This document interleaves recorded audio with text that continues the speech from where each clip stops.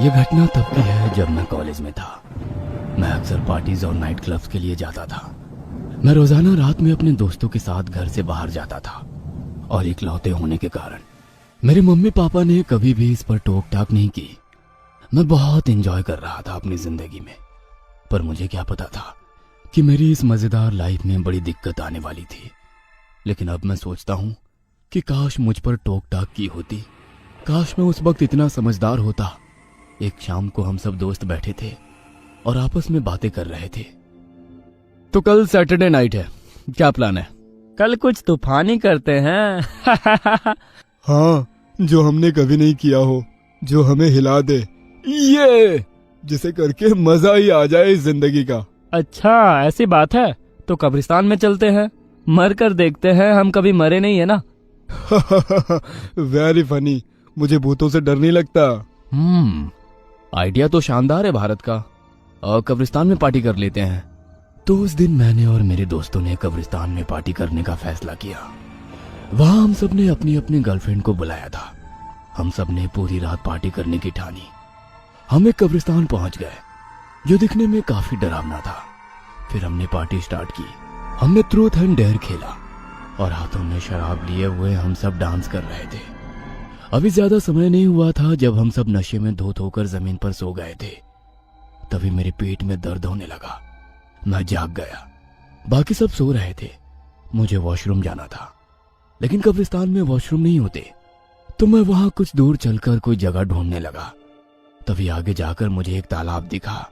अब यहीं सुसु कर लेता हूँ, कब्रिस्तान में कौन रोकता है। मैं वहां पेशाब करने लगा। तभी पीछे झाड़ियों में से मुझे एक आवाज आई, जैसे कोई चलकर मेरी तरफ आ रहा हो। कौन है? कौन है वहां? और मैंने दूर से एक काले कपड़ों में किसी को देखा जो एक बड़े से चोले में था। अंधेरे में वो परछाई एकदम काली दिखाई दे रही थी। मैं थोड़ा पास जाने लगा। तभी मुझे उसके बड़े बड़े चमकते हुए दांत दिखाई दिए। मेरा दिल अब बहुत जोरों से धड़क रहा था और मुझे एक भयानक एहसास हो रहा था। मैं वहीं जम गया और वो मेरे पास आने लगा। मैं चिल्लाते हुए वहां से भागा। मैंने भागते हुए पीछे मुड़कर देखा तो वो मेरे पीछे अचानक दौड़कर आ रहा था। मैंने और तेज भागना शुरू किया और जल्दी से सभी के पास पहुंचकर सबको जगाया। उठो यार, यहाँ कोई है। वो इंसान नहीं है। मैंने इतना डरावना अपनी लाइफ में इससे पहले कभी नहीं देखा। सब लोग आधे होश में थे, नींद में थे या नशे में। अरे क्यों डरा रहा है भाई, सोने देना। कब्रिस्तान है भाई, भूत भी तो रहते हैं यहाँ। डोंट वरी बेबी, तुमने ज्यादा पी ली है। Come here. Shut up you all, मैं जा रहा हूँ, तुम सब मरो यहाँ। नो नो वेट यार, उठ जाओ सब लोग प्लीज। शान झूठ नहीं बोल रहा। कहाँ है ये वो जिसके बारे में तुम बात कर रहे हो? मैंने पीछे मुड़कर देखा, लेकिन मुझे कोई नजर नहीं आया।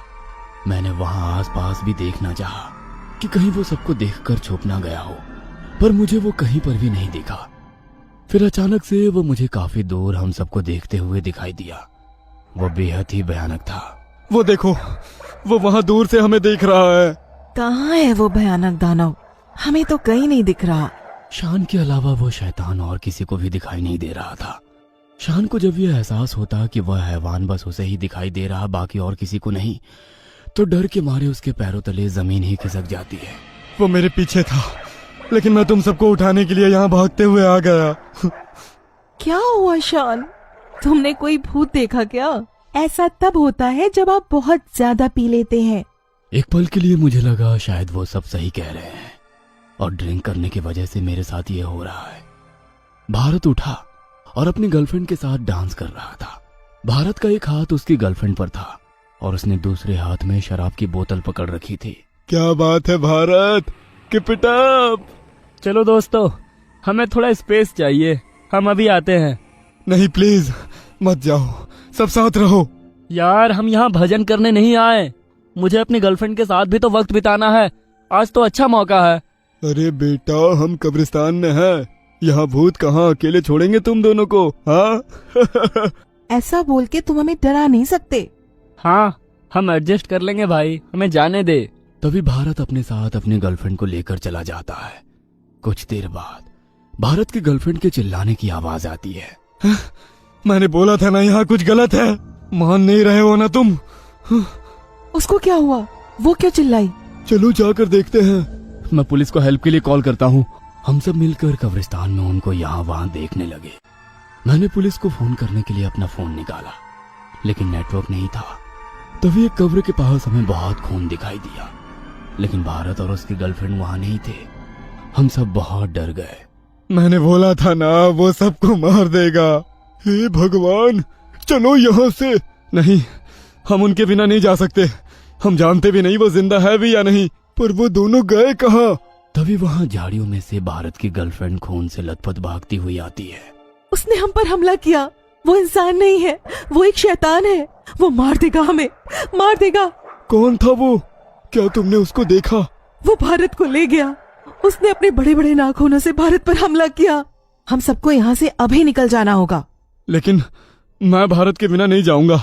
वो मेरा दोस्त है, वो हम सबका दोस्त है। दोस्तों, हमें भारत को ढूंढना होगा। शान, हम लड़कियों को कार के पास छोड़ आते हैं और हम दोनों वापस आकर उसे ढूंढते हैं। हाँ हेम, तुम बिल्कुल सही कह रहे हो। नहीं शान, मैं तुम्हारे बिना कहीं नहीं जाऊंगी। प्लीज चलो यार, हम वहाँ सेफ रहेंगे। हम सब मरेंगे, हम नहीं बचेंगे। वो किसी को जिंदा नहीं छोड़ेगा। मुझे घर जाना है। मैं पहले से ही डर गया था। लड़कियां भी घबराने लगी और भारत की गर्लफ्रेंड घर जाने के लिए फूट फूट कर रो रही थी। लेकिन हम भारत के बिना नहीं जा सकते थे। मैं और हेम कब्रिस्तान से बाहर कार में लड़कियों को छोड़ने जा रहे थे और उसके बाद हमने भारत की मदद के लिए वापस आने का फैसला किया। जैसे ही हम अपनी कार की ओर जा रहे थे, मैंने भारत की आवाज सुनी। वह मदद के लिए चिल्ला रहा था। सुना लड़कियों, भारत जिंदा है। तुम कार में बैठो, हम दोनों उसे लेकर आते हैं। मैंने मेरी गर्लफ्रेंड को कार की चाबी दे दी और जरूरत पड़ने पर उसे गाड़ी चलाने और मदद के लिए फोन करने के लिए कहा। वह मुझे ये कहना चाहती थी कि वापस जाना कितना खतरनाक था, लेकिन मैं अपने दोस्तों के बिना नहीं जा सकता था। इसलिए मैंने उसे भारत की गर्लफ्रेंड और हेम की गर्लफ्रेंड के साथ जाने के लिए मना लिया। मेरे और हेम के एक हाथ में डंडा था तो दूसरे हाथ में टॉर्च। समझ में नहीं आ रहा कि कौन सी डायरेक्शन में जाएं। मैं लेफ्ट में जाता हूँ, तुम राइट में जाओ। हम दोनों अलग अलग डायरेक्शन में चले गए। कहीं वापस आना कोई गलती तो नहीं थी। मुझे लड़कियों के साथ वापस चले जाना चाहिए था। मैंने मन ही मन सोचा। मैं इधर उधर देखता रहा। मेरी सांस फूल रही थी। मैं डर गया था। यह सब सोच सोच कर मेरी घबराहट और बढ़ती जा रही थी, जिससे मेरा पूरा बदन पसीने से तरबतर होता जा रहा था। तभी अपने ऊपर पेड़ पर मुझे कोई आवाज सुनाई दी। मैं डर से वहीं जम गया। तभी मेरे ऊपर गीला गीला सा टपकने लगा। मैंने जैसे ही उस गीली चीज पर अपना हाथ लगाकर देखा तो उसे देख मैं घबरा गया, क्योंकि वो गीला चीज किसी का खून था जो ऊपर पेड़ से मुझ पर गिर रहा था। फिर मैंने बहुत डरते हुए धीरे धीरे ऊपर देखना शुरू किया तो मेरी आंखें फटी की फटी रह गई। ऊपर भारत की डेड बॉडी उस पेड़ पर लटक रही थी, जिसकी आंखें निकली हुई थी। उसके चेहरे और शरीर का कुछ हिस्सा गायब था और उसकी बॉडी से खून टपक रहा था। तभी मुझे तालाब की पानी की आवाज आई। पानी में काफी तेज हलचल हो रही थी। ऐसा लग रहा था जैसे मानो कोई पानी में बड़ी जोर से हाथ पैर चला रहा हो। शान, बचाओ, यहाँ आओ, जल्दी शान। मैं उस आवाज की तरफ दौड़ा। मैं वहां पहुंचा तो मैंने पानी में कुछ देखा। यह एक तैरते हुए शरीर की तरह लग रहा था। मैं और ज्यादा देखने के लिए इसके करीब चला गया और वहां पानी में हेम की डेड बॉडी थी। मैं वहीं जमकर खड़ा हो गया। मैं रो रहा था।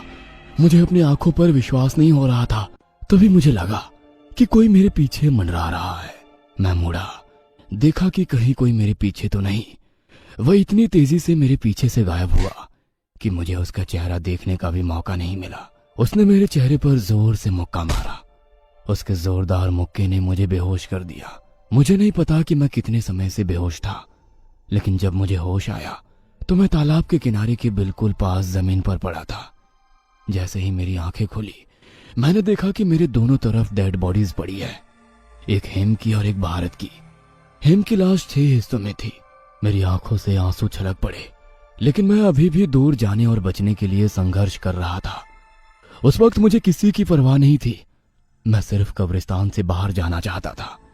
मैंने कब्रिस्तान छोड़ने के लिए खड़े होने की कोशिश की। मुझे चक्कर आ रहे थे और कमजोरी महसूस हो रही थी। अचानक किसी ने मेरे बाल खींचे। और मुझे पानी में धकेल दिया। उसने मुझे मेरे सर से पकड़कर मेरा पूरा शरीर पानी में डाल दिया, जिससे मुझे काफी दिक्कत हो रही थी। छोड़ो मुझे, मदद करो, प्लीज हेल्प। कोई मुझ पर प्रेशर देखकर मुझे पानी में डुबा रहा था, लेकिन मुझे काफी देर तक सांस रोकने की प्रैक्टिस थी। मैंने सांस रोक लिया और कुछ देर में पानी के तल पर फ्लोट होने लगा, बिल्कुल एक डेड बॉडी की तरह। वो जो कोई भी था, उसे लगा कि मैं मर चुका हूं और वहां से चला गया। मुझे उसका वहां से चले जाना महसूस हो रहा था। मैं कई घंटों तक उसी तरह पानी पर एक लाश की तरह ही पड़ा रहा और मैंने सुबह होने का इंतजार किया। मैंने देखा सूरज निकल गया है, तो मैं तालाब से बाहर आया और अपनी कार की तरफ जाने लगा। मुझे यकीन था कि मेरी कार वहां नहीं होगी, क्योंकि मैंने मेरी गर्लफ्रेंड को वहां से जाने के लिए बोल दिया था। पर मैं हैरान था कि सुबह तक भी कोई हेल्प के लिए नहीं आया था। क्या उसने किसी को फोन करके हेल्प के लिए नहीं बुलाया? क्या वो मुझे अकेला छोड़कर चली गई?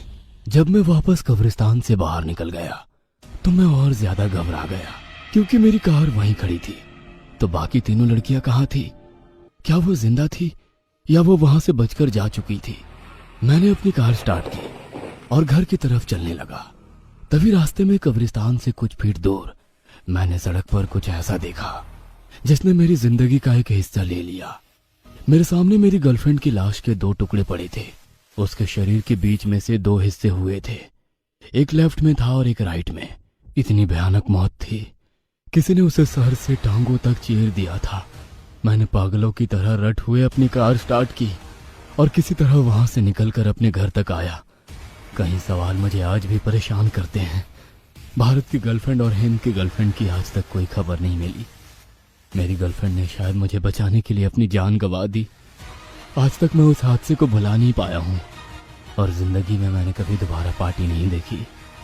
मैं हंसना भूल गया हूँ। काश उस रात हम वहां ना गए होते।